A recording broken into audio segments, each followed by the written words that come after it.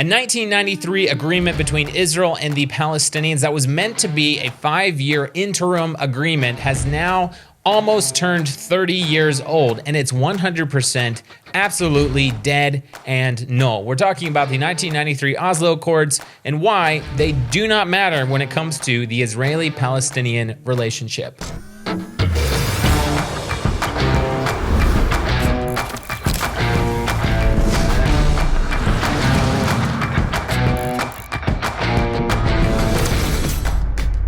Hello and welcome to the Israel Guys, where we believe that in a world of anti-Israel propaganda and Jew hatred, you should have a direct connection to the land and people of Israel.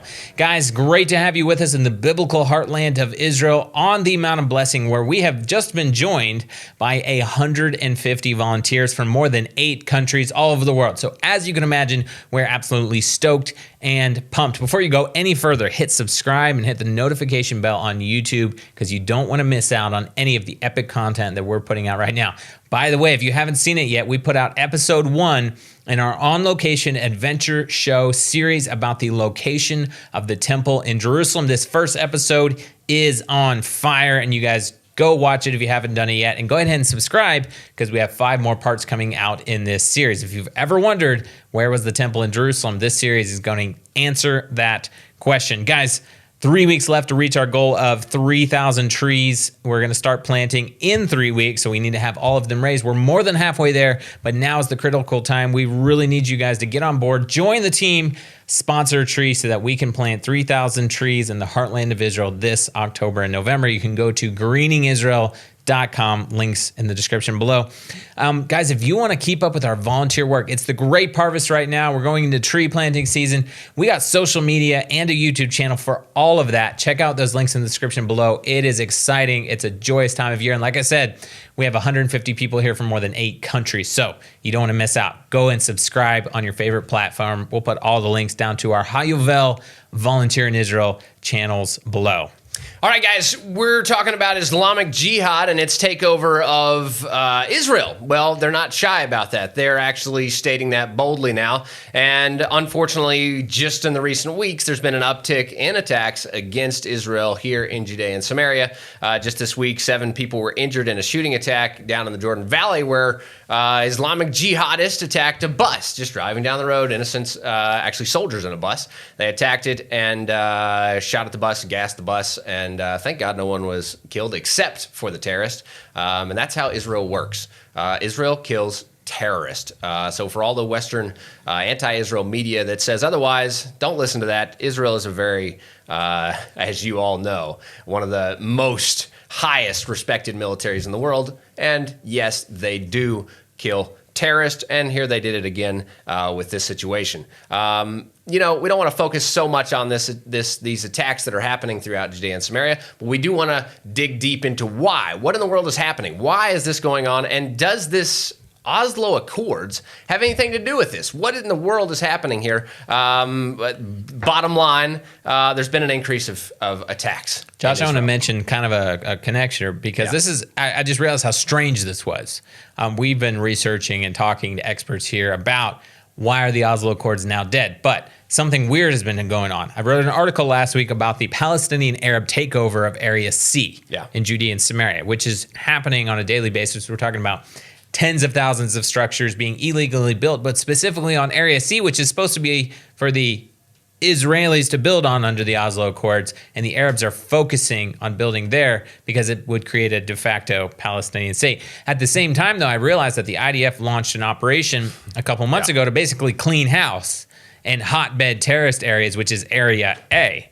So Oslo Accord designates Area A for the Palestinians, Area C for Israel, and they're like kind of like almost like the IDF's going in, putting down terrorism in Area A. Palestinians are focusing on Area C. So we have a really weird thing going on here. We're going to outline the Oslo Accords, but first, just a really quick observation. The state of Israel heating up a little bit with their hostile neighbors with these attacks against Israel. But at the same time, Luke, it's ironic, but all the world leaders are again demanding that Israel make peace with the Palestinians. So when the Palestinians fight against Israel like any enemy would fight against its enemy, the world says make peace. To me, that's a little bit, I don't know, insane.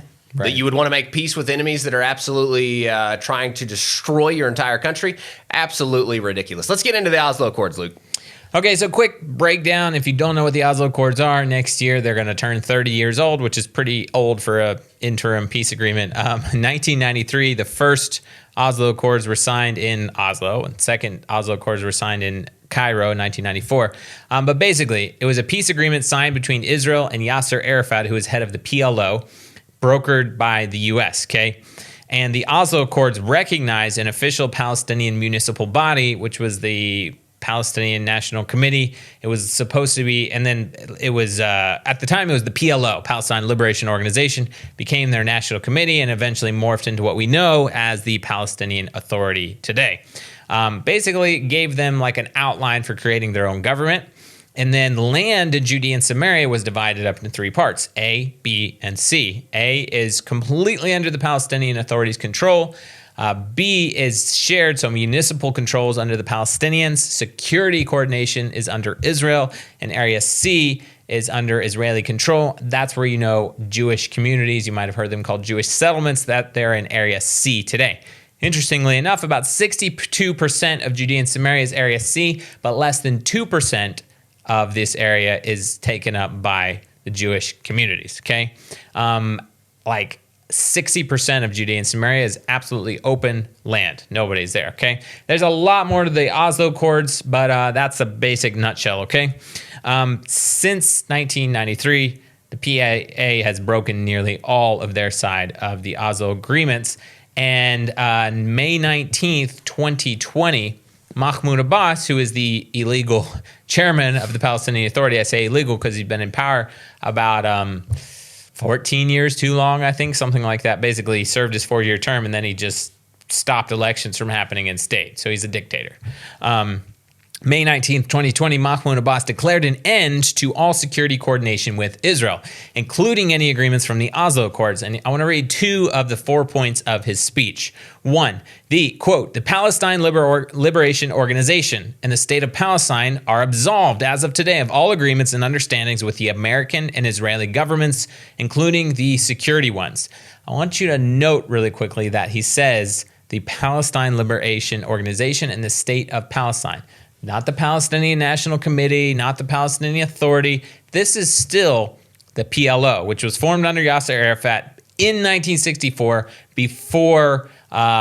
while the Palestinians, Arabs, still had control of Judea and Samaria, Gaza, the Golan Heights, okay? Basically, their goal is to liberate 100% of the land of Israel, not the West Bank or Judea and Samaria. Okay, second point of his speech, quote, the Israeli Occupation Authority, as of today, has to shoulder all responsibilities and obligations in front of the international community as an occupying power. Okay? So, Mahmoud Abbas, the illegal dictator of the Palestinian Authority, ended all cooperation with Israel, including security coordinations, in effect nullifying their side of the Oslo Accord agreements. Okay? What does that mean? Basically, their words don't mean anything, because if they really decided to end all coordination with Israel, that would mean they would have trouble with their customs, trouble with their taxes, their banking, their postal service, their electricity, their internet, getting travel permits, and more. Why, you might ask? Because Israel does all of that for them. So if they really, Josh, wanted to end coordination with Israel, they would basically just end their own municipal government. That's correct, Luke. And I have another question. Why in the world, because you just mentioned a 1964 date, this is before Israel took over Judea and Samaria. And so if the Arab world wanted an Arab state in the pre-1967 borders, why did they not do that when they themselves, meaning Jordan, Arab state that wants a two-state solution, why did they themselves not create a two-state solution when they were in control of the area? Have you ever thought about that? Right. Yeah, we got a real knucklehead world out there. Makes you think, yeah. Makes you think that they're actually trying to destroy Israel. Keyword. And actually are not so concerned about a Jewish state. They just really want to get rid of that Jewish state. Keyword, liberation, and that PLO name. Liberate. Liberate, okay? That's right. Guys, we're going to talk about why would Israel want to make a peace agreement when normally a peace treaty means that you're ending a war, okay? Was there actually war happening here? We'll get to that in a second. But first, today's sponsor, Blessed by Israel. Much of our show, you guys know this, and our studio is, our studio is in the biblical heartland of Israel, Judea and Samaria. The world wants to call this the West Bank. They want to try and deny its Jewish identity. The international community wants to hand over the most holy places on earth for the creation of a Palestinian state. And they want you to boycott Israeli products to weaken Israel. That's why our friends and partners at Blessed by Israel, have come up with the Heartland Challenge. This is a challenge to encourage you, if you're a supporter of Israel, all over the world, anywhere you are in the world, to commit to using only certain products from Judea and Samaria. How do you get a product from Judea and Samaria, you might ask? Great question, because Blessed by Israel makes it super, super easy.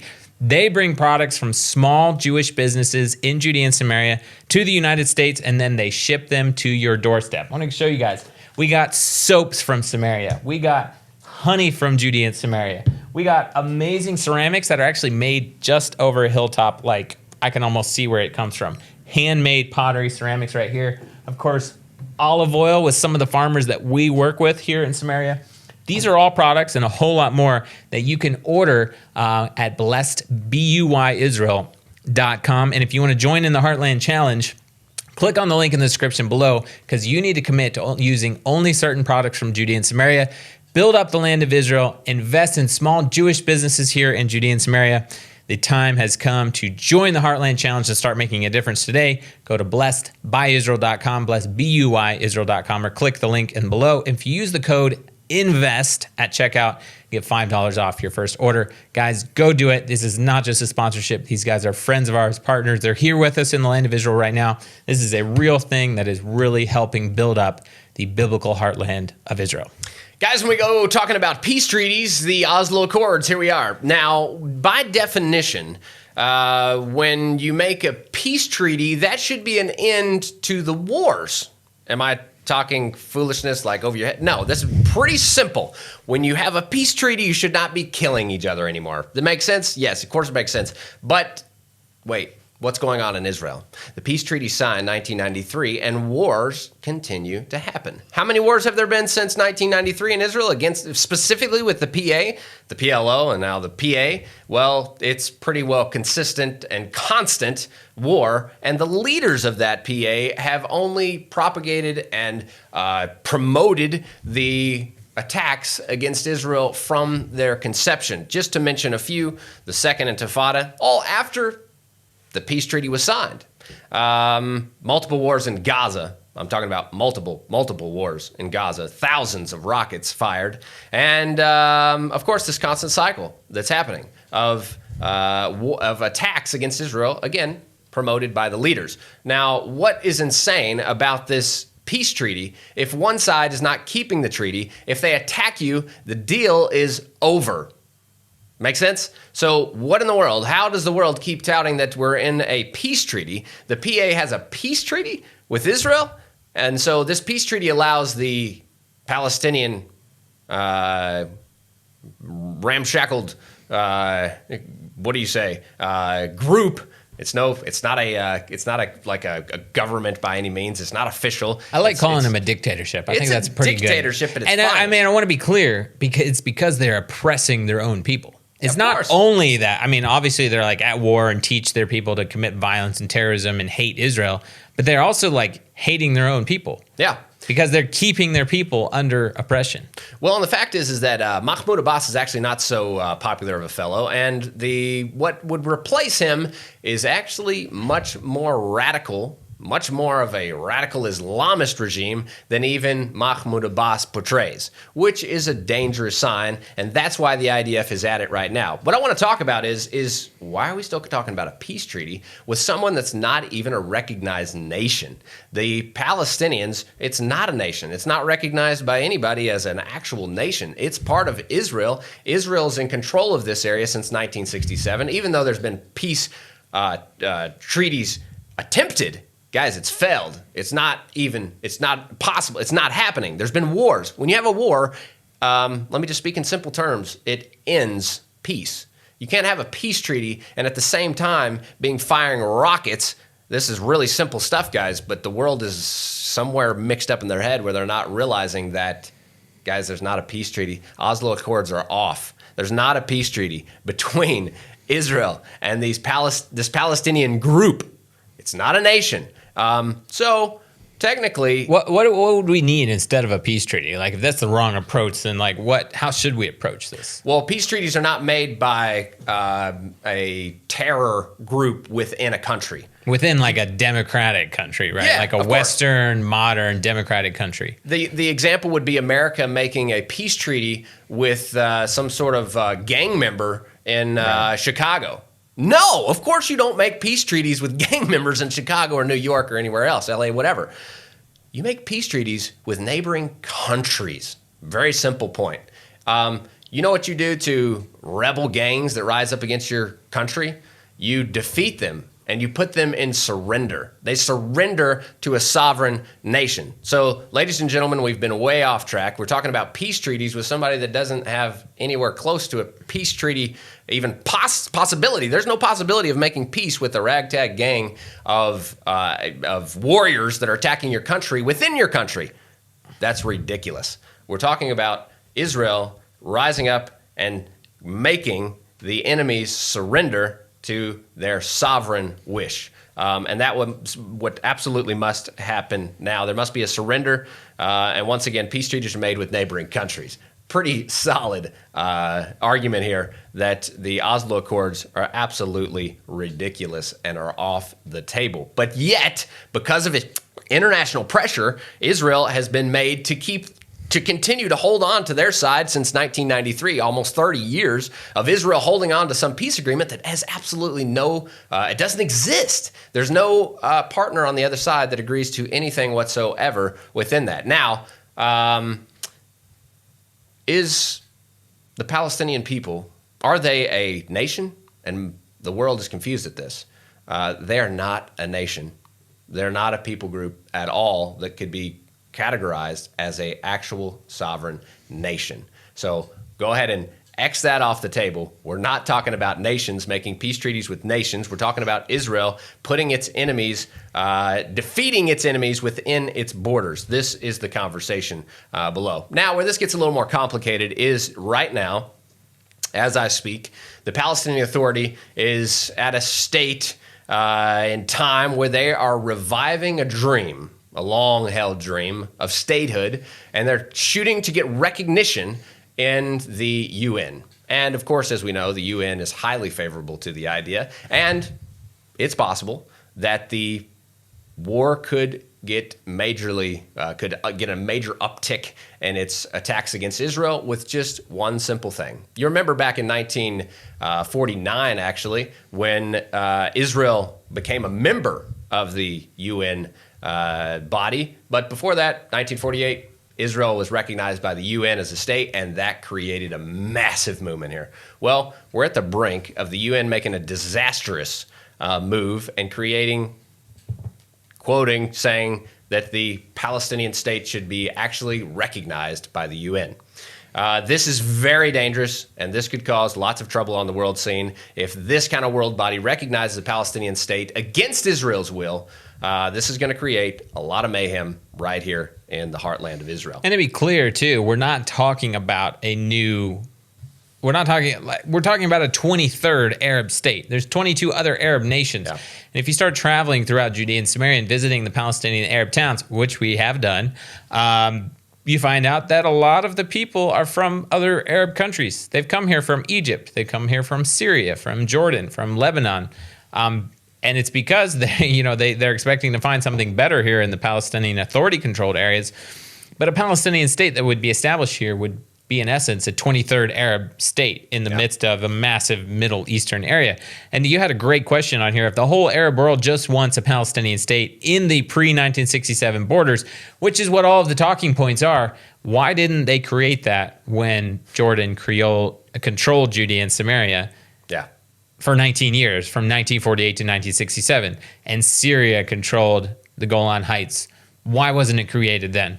Well, all of these talking points have been invented since the 1960s. Correct. That the world wants a Palestinian state and pre-1967 borders. No, even though they're ignoring everything that the Palestinian Authority says, that they actually want Haifa and Tel Aviv and Jaffa and Ashdod. That's what they actually want. They don't want pre-1967 borders. And that's what they teach in their schools. Those are the maps that they have hanging in their offices. We've seen them. We've been in the offices. We have pictures of them ourselves. That's what's happening on the ground. We have an interesting situation going on here. Luke, you mentioned the IDF taking control of Area A areas, which is fabulous. IDF control in Area A villages like Nablus next to us, biblical Shechem, Jenin. They're taking over the areas, trying to keep them from becoming a Gaza. Literally, the regime, the Islamic regime, directed by the Palestinian Authority, is taking over those areas. And the IDF, thank God, is intervening and crushing. They're putting those enemies. They're surrendering under the heavy hand of the IDF in these towns. Thank God. Now, what else is happening? It's a flip situation here. One, Israel is inside of the areas A and losing at the same time Area C. Now, everything is lost and upside down about the Oslo Accords. The Area C, which was designated in the Oslo Accords for Israel, is now under massive attack. Check this picture out with at least 40 tractors. Now, these tractors that you see now, this is absolutely crazy. This is funded by the EU to do one thing and one thing only: for farmers to go and settle and steal Israeli state land and create it a fact on the ground as a Palestinian state. Again, funded by the EU, joined partnership with a radical Islamist PA to establish facts on the ground for a Palestinian state against Israel's will. Now, talk about some radical moves by the left. That's what we're seeing right now from the leftist governments of the world to create their wish in a 23rd Arab state. Now, as ridiculous as this sounds, it's actually happening. You just saw that picture. You saw the Palestinian flags hanging on those tractors. And no, that's not a sales yard of tractors. That's an actual work camp that things are being done down in the south to put facts on the ground for an Arab state. This was quoted from Regavim, an incredible watchdog organization that works tirelessly in defending the land of Israel. Let's give a quote here. There's a early Zionist leader. This is a paraphrase quote from Regavim, from the leader, Joseph Trumpeldor. He's an early Zionist leader. He says this: "Wherever the plow plows its last furrow, that is where the border will run." This is a deep quote and understood deeply here in the Arab takeover areas. They know, the Middle East knows, that where you work, you claim the land, it's yours. How do you do that? You do it with a tractor. And that's how the facts on the ground are being laid. You must understand that this is what's happening. The battle for Judea and Samaria is, it's intense. Israel is making moves in the radical Islamic areas that are trying to become Gazas and attack Israel just like you see from Gaza. Thankfully, they're crushing those attempts, but at the same time, losing ground in Arab efforts to create a Palestinian state are becoming more and more evident. It's just mind-boggling to me that not only is that happening, but the European Union is the one funding it, funding the Palestinian Arab takeover of Area C to create a de facto Palestinian state. Guys, what does all this mean? To recap, the PA declared in 2020 that they're ending all of their agreements with Israel, including the Oslo Accord agreements, which are going to turn 30 years old next year. According to their own Fahid plan, which is their plan to take over Area C, they're trying to create a boots-on-the-ground de facto Palestinian state without too much publicity, so that one day Israel will just wake up and they'll find out that the West Bank, Judea and Samaria, has been taken over. At the same time, by necessity, the IDF is cleaning house in Area A. We're talking about Jenin, Nablus, Tulkarm, many of the other Arab towns here in Samaria, especially northern Samaria, trying to prevent these areas from becoming another terrorist version of the Gaza Strip here in Judea and Samaria. It's pretty ironic that they're cleaning house in Area A under the Oslo Accords designated for the Arabs, while at the same time the PA is illegally taking over and building in Area C. Guys, make sure you get this really clearly. The Oslo Accords from 1993 and 4 are dead, and the time has come for Israel to declare sovereignty in Judea and Samaria. And if you agree with that, put hashtag sovereignty now in the comments down below. We'd love to hear from you. And if you want to fight for Israel's sovereignty in Judea and Samaria, don't forget to join the Heartland Challenge by purchasing products directly from small Jewish businesses in Judea and Samaria. Just click the link below or go to blessedbuyisrael.com. Let's fight for Israel's sovereignty. Subscribe. Make sure you get that conversation going down below. We'd love to hear from you. Remember to tune out the fake news and tune into what is actually happening here in the heartland of Israel. We're here every Monday, Wednesday, and Friday, and a lot of times we're here with specials like our Temple Mount series, with your direct connection to the land and people of Israel.